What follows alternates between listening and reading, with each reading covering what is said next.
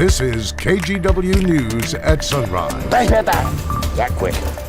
A witness recounts a shooting involving a Multnomah County Sheriff's deputy. What we know this morning as the investigation continues. And a country in crisis receives aid from a local organization. The personal connection its founder has that's helping drive her mission. Plus.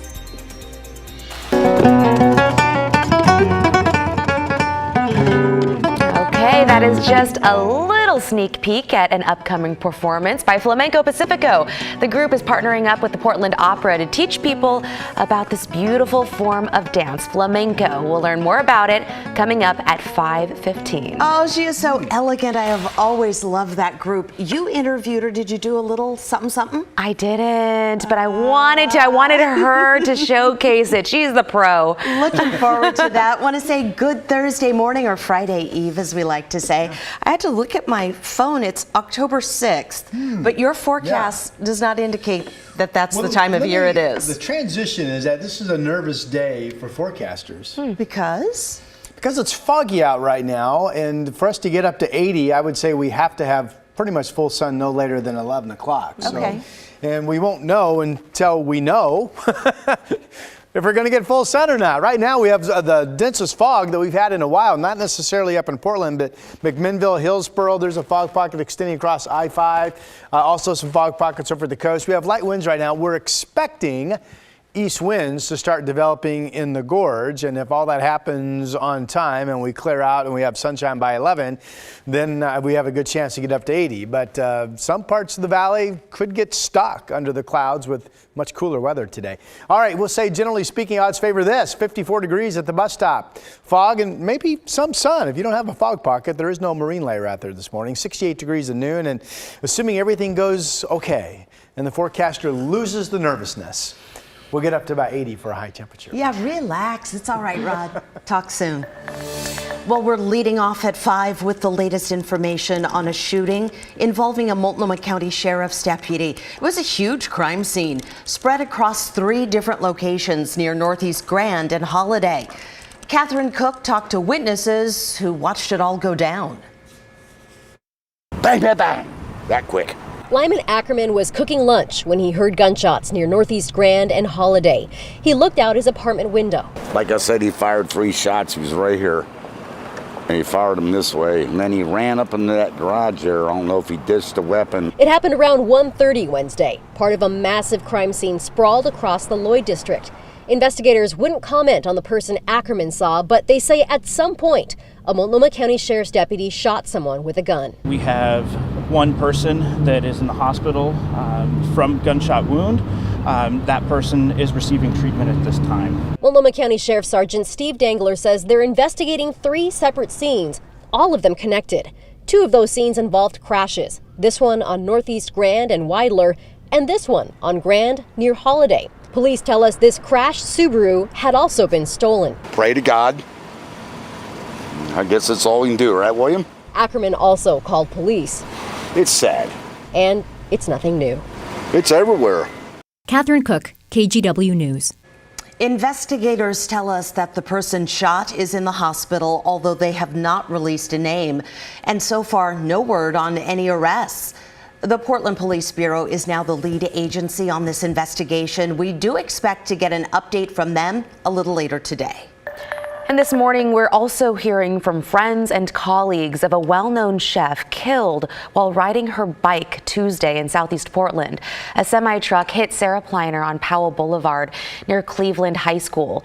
She co-owned Aviary Restaurant on Northeast Alberta for many years and was currently hosting wine pairing dinners.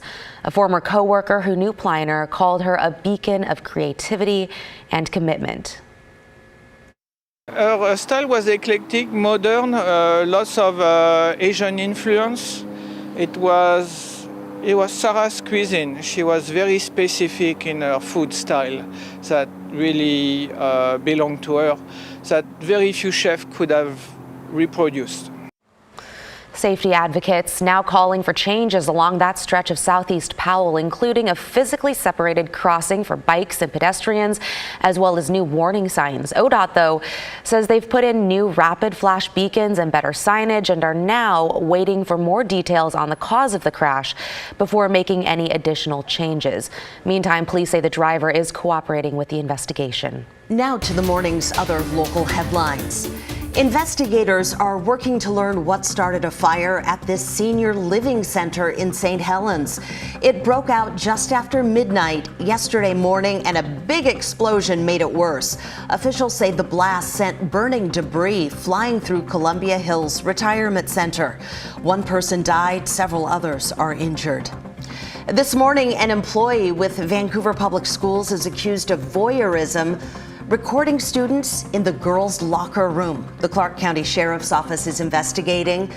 This first came to light yesterday at Alki Middle School. Staff immediately notified authorities and shut down the locker room until deputies arrived.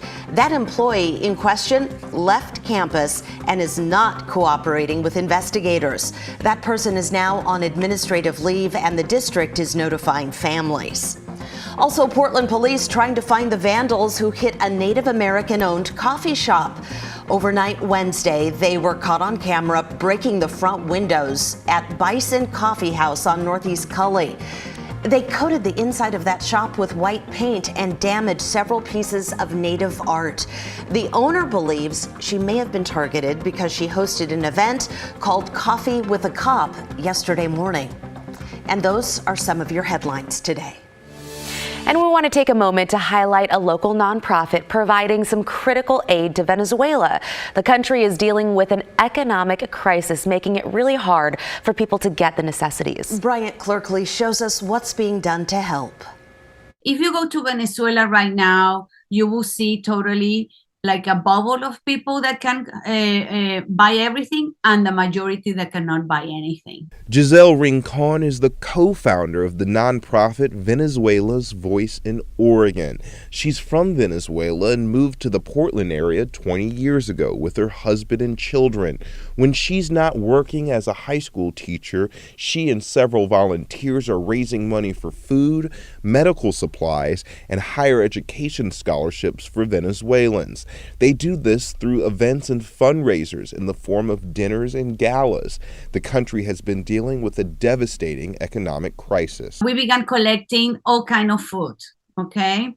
The perishable food, and we decide to also support some elderly centers, nursing homes. And then we realized that patients in the hospital need support as well. In the past 7 years, they've sent more than 14,000 pounds of medical supplies and food to 50 organizations in the country. It's also about education. The nonprofit helps with scholarships for students in Oregon and Venezuela.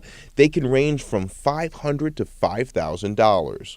We noticed that many young people, especially Hispanics, they need 2 or 3 jobs in order to pay their college degree. So we thought, why don't give us some relief and some support?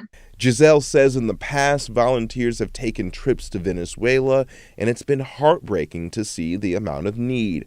She has a personal connection to the people in her country. We know there is a very complex humanitarian crisis there. Having family and friends experiencing the difficulties, we're not stranger to that.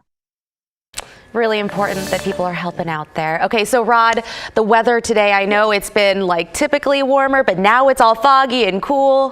What's it like? That's exactly my thought process right? today. What could possibly happen? Well, if we get enough sun, we'll be up to the 80s. I keep this in mind as I walk over to the weather map. 2 days ago, we hit 68 degrees. Portland didn't see sun until 3 o'clock. Yesterday, same batch of air, we had sun an hour earlier at 2, and we went from 68 to 72. That extra hour bumped us up 4 degrees. So when you get the sun this time of the year, in terms of the reference to the high temperature, is everything. And we will need sun today. before the noon hour if we're going to get all the way up to 80 degrees. We have the same, just huge ridge of high pressure, no weather systems anywhere. There's really no marine push this morning. We've lost the westerly flow. We have kind of a light variable wind that should turn more to the east. Those east winds expected to pick up out of the gorge. So that will eventually eat away any fog that we have this morning and set the table for less fog in the coming nights as the surface air gets drier and drier and drier. This just shows a mix of kind of partly cloudy skies this morning. It's really not showing what's going on. It's evidence that those fancy models we talk about sometimes just aren't anywhere close to being correct. Here's a look at the Wells Fargo building. There is a low cloud fog pocket reported up top. 58 degrees is the number there. We have dense fog on the west side down towards Salem, and that's where the temperatures are the coolest. 48 in Hillsborough, 49 in Sherwood. So that produces a temperature inversion. The air is warmer up top than it is down low. 56 out on the east side in Gresham and 52 down in Salem. You folks in the Mid-Valley, if you live in a spot where it's really foggy, you could really struggle to get out of it today. And if that's the case, your temps will do well just to get up into the 70s like we did yesterday. Here are the other numbers. It is clear over the Cascades and out to the east, and it will be another sunny, warm day. 54 in John Day currently. Forecast numbers for our Thursday. So this assumes that we get sunshine before noon. If we don't, temperatures could actually be as much as 10 degrees cooler than that. So that would be low 70s as opposed to low 80s. Better odds of the east winds clearing us out near the gorge. So that includes southwest Washington and also down into the North Valley of Portland. There the east winds out in the gorge expected to pick up 10 to 25 today. The Dow's back up to 89. Crazy warm. So if we get enough sun, we could be 80s plus today all the way through Sunday. And then that shower chance still shows up Monday, but it was like this. I can barely see the shower chances like that. All right, back to you. Okay, your weather-related moves. I can't get enough of them.